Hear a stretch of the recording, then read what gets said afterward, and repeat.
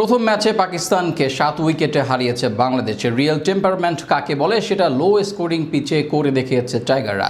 প্রথম ম্যাচে ব্যাটে বলে দুর্দান্ত নৈপুণ্য দেখিয়ে জয় পাওয়ার পর দ্বিতীয় ম্যাচেই বাংলাদেশের লক্ষ্য থাকবে সিরিজটি নিজেদের করে নেওয়ার। সেই লক্ষ্যে আরও একবার নিজেদের সেরা একাদশ নিয়ে মাঠে নামতে হচ্ছে বাংলাদেশকে। তবে কেমন হবে দল সেটাই জানবো প্রতিবেদনের বাকি অংশে। দল হিসেবে পাকিস্তানের ইতিহাস ও রেকর্ড যতই সমৃদ্ধ হোক না কেন, অভিজ্ঞতা ও পারফরমেন্স বিচারে এই বাংলাদেশ দল অনেক এগিয়ে। একসময় নামের ভারে প্রতিপক্ষ দল কাঁপলেও এবার পারফরমেন্সই প্রমাণ করেছে কারা সত্যিকারের এগিয়ে। মাঠে কথাই বলেছে বাংলাদেশ দল। বাবর আজম, মোহাম্মদ রিজওয়ান, শাহিন আফ্রিদিদের অনুপস্থিতিতে পাকিস্তান দল হারিয়ে ফেলে অভিজ্ঞতা।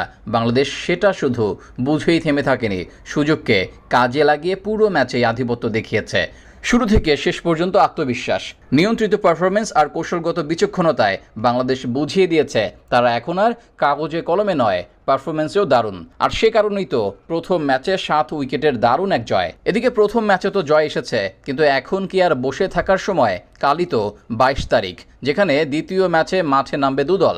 বাংলাদেশের লক্ষ্য অবশ্য বেশ পরিষ্কার থাকার কথা। এই ম্যাচে জয় তুলে নিয়ে নিশ্চিত করতে চাইবে সিরিজ। আরও একবার সেরা একাদশ সাজিয়েই মাঠে নামবে লিটনের দল।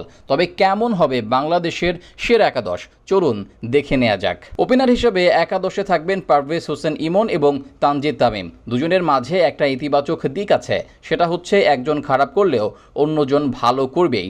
এটাই বাংলাদেশকে এগিয়ে নিয়ে গেছে অনেকটা। এদিকে ক্যাপ্টেন লিটন তো সেলফলেস। আগে ওপেনার থাকলেও এখন দলের প্রয়োজনে 3 নম্বরেই ব্যাট করেন তিনি। লঙ্কানদের বিপক্ষে ঐতিহাসিক সিরিজ জয়ে তিনি ছিলেন সিরিজ সেরা খেলোয়াড়। তবে পাকিস্তানের সাথে প্রথম ম্যাচে পারেনি সুবিধা করতে। দ্বিতীয় ম্যাচে রানে ফিরবেন তিনি, সেই আশা থাকবে দলের।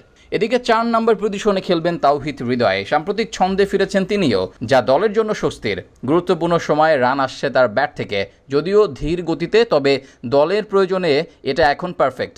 এদিকে ব্যাটিং অর্ডারে আরও থাকবেন শামীম হোসেন পাটোয়ারি ও জাকের আলী অনেক। শেখ মাহাদি খেলবেন বোলিং অলরাউন্ডার হিসেবে।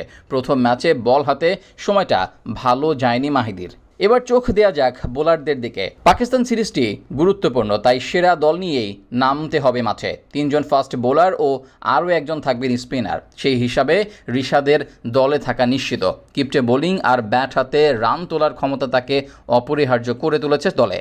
এবার দেখা যাক বোলারদের দিকেই। 3 জন ফাস্ট বোলারদের মাঝে একজন হবেন মুস্তাফিজুর রহমান। কেন তিনি দেশের সেরা ফাস্ট বোলার? প্রথম ম্যাচে সবাইকে আরও একবার মনে করিয়ে দেন তিনি। বাকি 2 জন হবেন তাসকিন আহমেদ ও তানজিম সাকিব। একমাত্র লেগ স্পিনার হিসাবে দলে থাকবেন রিশাদ। সব কিছু ঠিক থাকলে দ্বিতীয় ম্যাচে সিরিজ জয়ের উদ্দেশ্যে অপরিবর্তিত একাদশ নিয়েই মাঠে নামবে বাংলাদেশ দল।